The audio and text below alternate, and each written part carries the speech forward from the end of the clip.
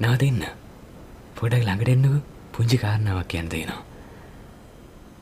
අපිට පොඩි මියුසික් එකක් දෙන්නකෝ.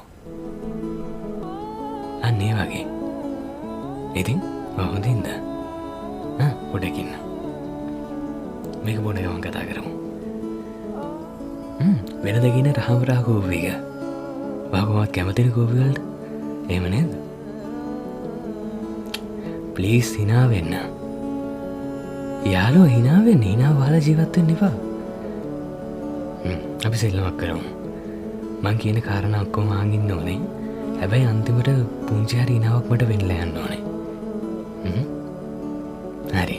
ඔයාලට මෙහෙම ප්‍රශ්නයක් ඇති. ඔයාලට තියෙන ප්‍රශ්නේ තමයි ඔයා මෙච්චර ජීවිත වෙනුවෙන් සටන් කරනවා.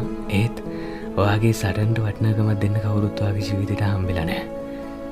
ඔයාගේ යාළුවෝ, ඔයාගේ ආදරවන්තිය, එතනින් පස්සේ ඔයාගේ අම්මා තාත්තා, ඔයාගේ පවුලේ අය ඔයානුව වටිනාකමක් දෙන්නේ නැතුව ඇති.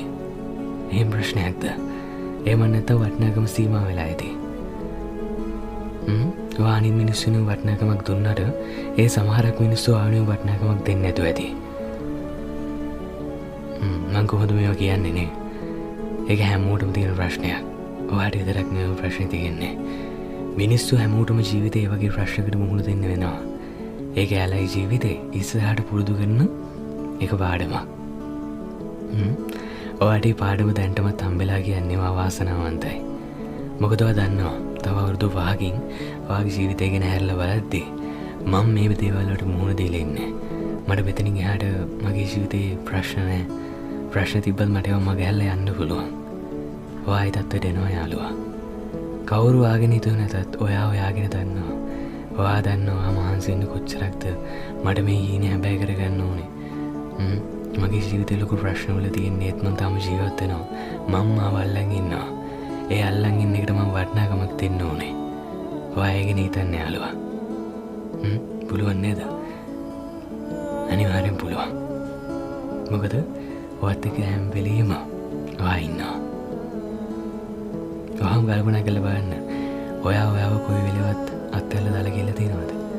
මොනම ප්‍රශ්නකදීවත් නෑ නේද? ඔයාගේ ජීවිතය ඇතුළේ ජීවත් වෙන්න. එතකොට මේ දේවල් හරියයි. දැන් කෝපයක වොන්න. අමතක වුණා කියලා හිතුවේ. කෝ හිනාව. හිනා වෙන්න. හැබැයි තරහ වෙනවා. හිනා වෙන්න. අන්න එහෙම.